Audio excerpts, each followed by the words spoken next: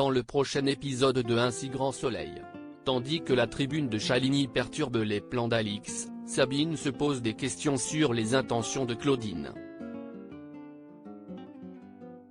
Attention, les paragraphes qui suivent contiennent des spoilers sur l'épisode d'Un si grand soleil diffusé demain soir sur France 2. Si vous ne voulez rien savoir, ne lisez pas ce qui suit. Vendredi 24 février 2023 dans Un si grand soleil. La tribune de Chaligny perturbe les plans d'Alix depuis qu'il a découvert la vérité sur Ulysse. Bilal est déprimé, ce qui n'a pas échappé à Élise. Au plus mal, Bilal l'informe qu'il a rompu avec son petit ami sans lui en expliquer les véritables raisons. Si Élise espère que c'est réparable, Bilal ne le pense pas. Lorsque la policière l'invite à l'accompagner à une expo photo pour lui changer les idées, il refuse et préfère rester seul. Pendant ce temps, Ulysse et Hélène détruisent toutes les preuves ayant servi à peindre les toiles des finaux. L'occasion pour le peintre de se confier à Hélène sur sa rupture avec Bilal. Comme il estime que sa vie est sans cesse un échec, Hélène assure qu'il a beaucoup de talent. Concernant ses problèmes de couple, elle ne sait en revanche pas trop quoi lui dire pour lui remonter le moral car sa vie n'est pas non plus un exemple. De son côté, Alix lit la tribune d'Yvon Chaligny parue ce matin dans le Midi Libre. Et autant dire que le critique d'art n'y est pas allé avec le dos de la cuillère. Non seulement il remet en cause l'existence de Defino mais il met également en cause la crédibilité d'Alix. Furieuse, elle appelle Marc Moore pour lui reprocher d'avoir laissé Chaligny écrire une tribune à charge contre sa galerie. Le journaliste a beau lui faire remarquer qu'il est important qu'un spécialiste puisse s'exprimer sur la question, Alix voit surtout que le critique d'art tente de faire couler son affaire. Selon Marc, elle a tort de le prendre personnellement surtout que c'est son métier d'exposer le point de vue de chacun. Vexée, Alix lui raccroche au nez. Plus tard, Alix reçoit un appel de Claudine. En effet, l'avocate a lu la tribune d'Yvon Chaligny et propose à son ami de l'attaquer en diffamation. Toutefois, cette dernière refuse. Connaissant une Alix bien plus combative d'habitude, l'avocate se demande si elle ne se serait pas fourrée dans une histoire à la limite de la légalité. Alix affirme alors le contraire. Dans la foulée, Alix reçoit la visite de Christian.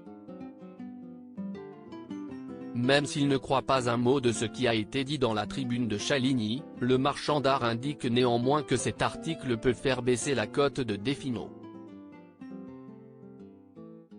Christian lui met donc la pression pour qu'elle accepte son offre.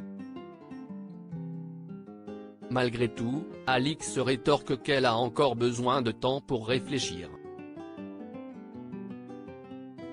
Au retour d'Hélène, elle tente donc de la convaincre de vendre les toiles à Christian. Hélène, qui n'a aucune envie de mentir à l'homme qu'elle aime, menace alors de révéler la vérité à Christian. Tandis qu'Alix lui rappelle qu'elle risque la prison, Hélène se dit certaine que Christian lui pardonnera ce mensonge. Le soir venu, Hélène rentre chez elle où Christian prépare le dîner. Au moment où elle s'apprête à lui dire la vérité sur les Defino, il lui dit combien il adore les moments passés avec elle puis ajoute que cela faisait longtemps qu'il n'avait pas ressenti ça pour quelqu'un. Face à une telle déclaration, Hélène se ravise et préfère finalement garder son secret. Sabine se pose des questions sur les intentions de Claudine et dans la matinée, Claudine rencontre Milo et Maître Levard afin de négocier l'accord financier. Tandis que Serge réclame 1,5 million d'euros, Claudine en propose 1,2, à prendre ou à laisser. Une déception pour Milo qui espérait que Johanna paierait davantage pour ce qu'elle lui a fait. Serge lui rappelle alors qu'elle est toujours accusée de subornation de témoins et qu'elle est loin d'être sortie d'affaire. Au commissariat, le procureur Bernier et le commissaire Becker font le point sur l'enquête. Comme ils n'ont aucune preuve de la culpabilité de Johanna, Bernier craint que le parquet aille dans le mur avec un dossier pareil. N'ayant aucune envie d'avoir tous les avocats de Montpellier sur le dos, Bernier met donc la pression à Becker pour tirer cette affaire au clair au plus vite. De son côté, Johanna se rend au poste de police pour signer sa déposition. En quittant les lieux, elle croise Yann qui voudrait lui parler. Celui-ci affirme ensuite que s'il pouvait l'aider, il le ferait. Seulement, Yann n'arrive toujours pas à savoir si elle est réellement innocente car il y a beaucoup d'éléments qu'il ne saisit pas dans cette affaire. Quoi qu'il en soit, même si la pensée innocente, cela ne servirait rien sans preuve pour le démontrer. Johanna lance alors qu'ils n'ont plus rien à se dire avant de rentrer chez elle. Dans la foulée, elle reçoit un appel de Sabine et lui rapporte que quelqu'un est en train de la piéger.